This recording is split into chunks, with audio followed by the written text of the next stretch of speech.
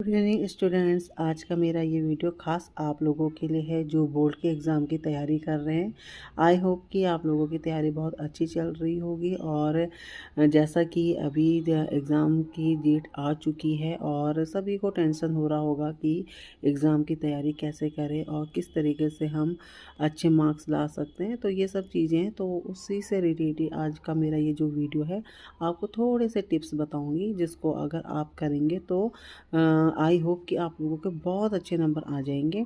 तो सबसे पहले मैं आपको यही बताऊंगी कि लगभग सभी का कोर्स अभी तक कंप्लीट हो चुका होगा और आपके पास बहुत अच्छा टाइम है अपने जो भी आपने अभी तक टॉपिक्स किए हैं उनको रिवाइज़ करने के लिए और उनको लर्न करने के लिए। तो मैं आपको सिर्फ यही सजेस्ट करूँगी कि अगर आपके कोर्स कंप्लीट हो चुका है तो आप अपनी जो भी आपके लेसन हैं, चैप्टर्स हैं, उसको अच्छे से रीड कीजिए, क्योंकि उसमें जो छोटी छोटी चीज़ें होती हैं जो कि आपके लिए बहुत ही हेल्पफुल हो सकती हैं। क्योंकि जो मल्टीपल चॉइस क्वेश्चन होते हैं वो हमारे चैप्टर के बेस पे ही होते हैं। और अगर आप चैप्टर को अच्छे से रीड करेंगे तो डेफिनेटली आप लोगों के 100% मार्क्स आपके मल्टीपल चॉइस क्वेश्चन के बिल्कुल राइट रहेंगे और आपको बहुत आसानी भी होगी।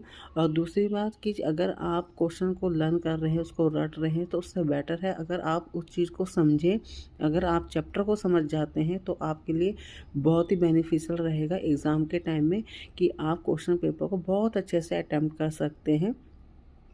और साथ ही साथ मैं आपको ये भी बोलूँगी कि यूट्यूब चैनल से आप जो भी वीडियो वगैरह आप देखते हैं इनसे संबंधित, तो उसके एक नोट्स बनाइए, मगर नोट्स ऐसे बनाइए कि आप उसको अच्छे से डिफ़ाइन कर सकें। क्योंकि यूट्यूब में क्या होता है कि जो भी वीडियोस बनाई जाती है वो एक शॉर्ट फॉर्म में आपको समझाने के लिए होती हैं, बट उसके में ज़्यादा से ज़्यादा जब आप लिखते हैं तो उसका भी बहुत असर पड़ता है आपके लॉन्ग क्वेश्चंस में। सपोज़ कीजिए कि अगर कोई लॉन्ग क्वेश्चन आपको दिया गया है और आपने उसको शॉर्ट में ही लिख दिया है तो उसका में आपके मार्क्स क्या होंगे, वो कम हो जाएंगे। तो आपको लॉन्ग क्वेश्चन में सबसे पहले तो ये ध्यान देना चाहिए कि आपसे जो भी टॉपिक का पूछा जा रहा है आप उस टॉपिक के बारे में ज़रूर लिखें और उसको सीक्वेंस वाइज जो टॉपिक्स हैं उसके जो भी आपके हेडलाइंस होती हैं उसको ज़रूर मेंशन कीजिए, ताकि आपका जो क्वेश्चन का जो स्टैंडर्ड है वो बहुत अच्छा लगे, एग्जामिनर उसको देख के आपके मार्क्स ना काट सकें।